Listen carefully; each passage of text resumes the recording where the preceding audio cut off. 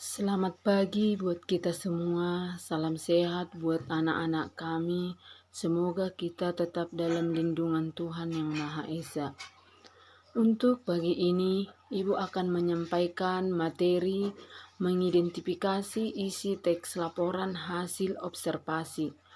Adapun definisi daripada hasil laporan teks observasi adalah yaitu jenis teks laporan yang berisi penjabaran umum mengenai sesuatu hal yang didasarkan pada hasil observasi.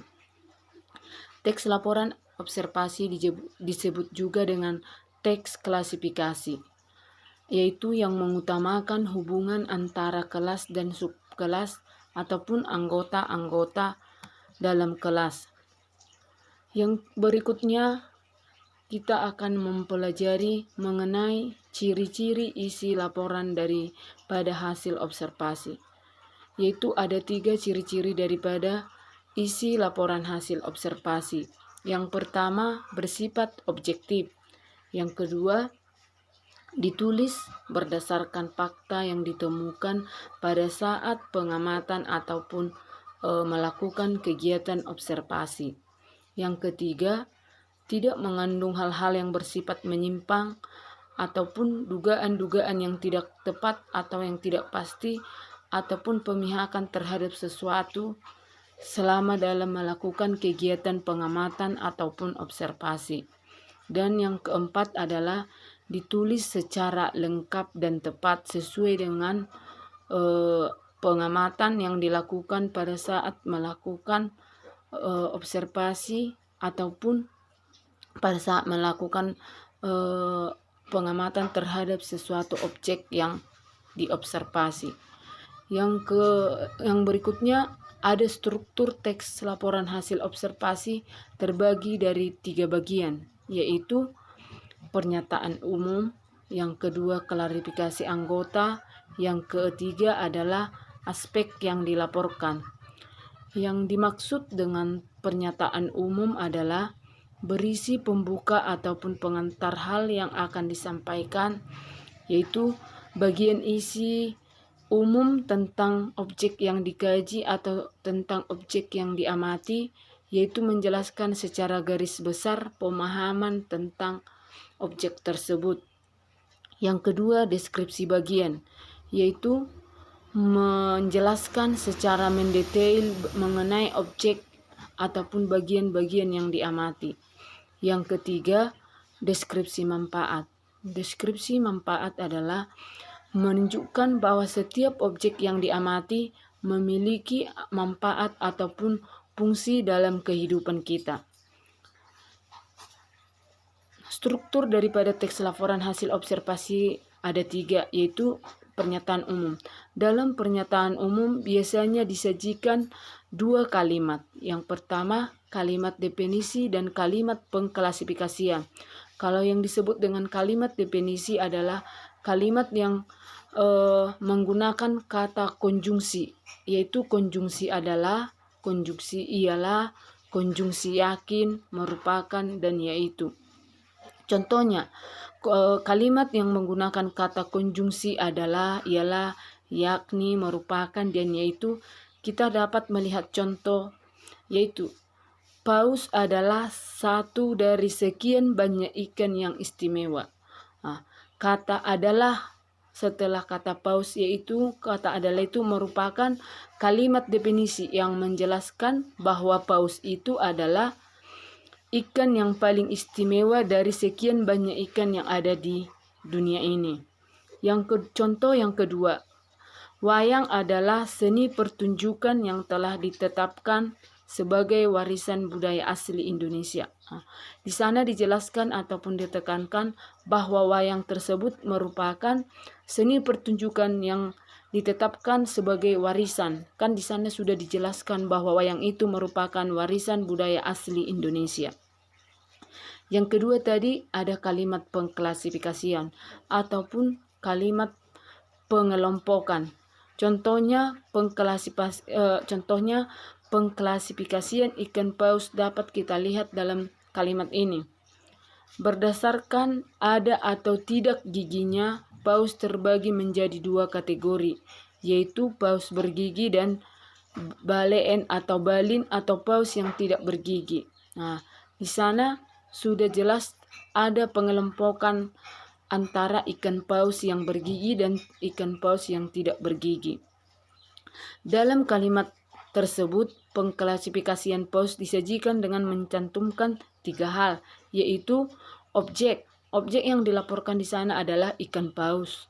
Sedangkan yang kedua adalah pengklasifikasian ataupun dasar pengelompokannya, yaitu berdasarkan ada tidaknya gigi paus. Yang ketiga, jumlah anggota objek, yaitu ada 2, yaitu objek paus bergigi dan paus tidak bergigi. Sedangkan deskripsi bagian adalah mengandung kalimat deskripsi. Contohnya, wayang ini terbuat dari kulit kerbau yang ditata dan diberi warna sesuai dengan kaidah pulasan wayang pendalangan. Diberi tangkai dari bahan tanduk kerbau bule yang diolah sedemikian rupa dengan nama cempurit atau yang terdiri dari tuding dan gavit. Nah, di sana dia sudah dideskripsikan ataupun diceritakan bahwa cara ataupun bahan-bahan dalam membuat wayang tersebut sudah diceritakan dia bahwasannya wayang kulit kerbau yang ditata dan diberi warna sesuai kaidah pulasan wayang pendalangan dan diberi tangkai. Di sana dijelaskan bagaimana cara-cara dalam pembuatan wayang. Yang kedua ataupun contoh yang kedua, wayang topeng dimainkan oleh orang yang menggunakan topeng. Nah, di sana bahwasannya orang yang menggunakan atau yang memainkan wayang topeng itu harus menggunakan topeng. Yang ketiga, wayang topeng itu dimainkan dengan iringan gemelaan dan tari-tarian. Berarti dalam memainkan wayang harus diiringi dengan tari-tarian.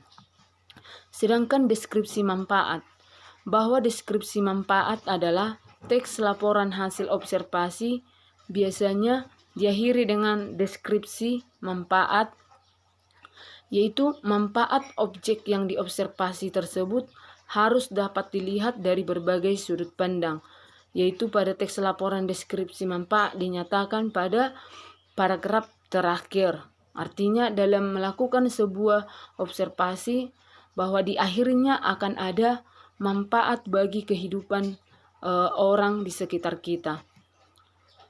Yang berikutnya adalah menyusun ringkasan isi teks laporan hasil observasi. Dalam menyusun ringkasan isi teks laporan hasil observasi, pada dasarnya merupakan rangkaian ataupun pokok-pokok pikiran yang dirangkai menjadi satu dengan tetap memperhatikan urutan, yaitu isi bagian demi bagian, dan sudut pandang ataupun pendapat dari pengarang tetap diperhatikan dan dipertahankan.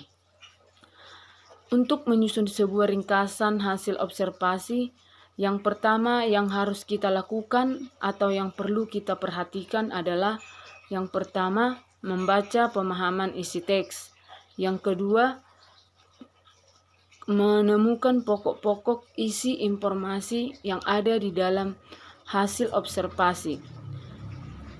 Pokok-pokok isi sebuah teks dapat ditemukan dengan menemukan kalimat utamanya. Atau kalimat utama disebut juga dengan kalimat yang di dalamnya memiliki pokok pikiran ataupun gagasan utama yang menjadi dasar pengembangan sebuah paragraf, yang letaknya dalam paragraf biasanya berada di awal dan di akhir kalimat.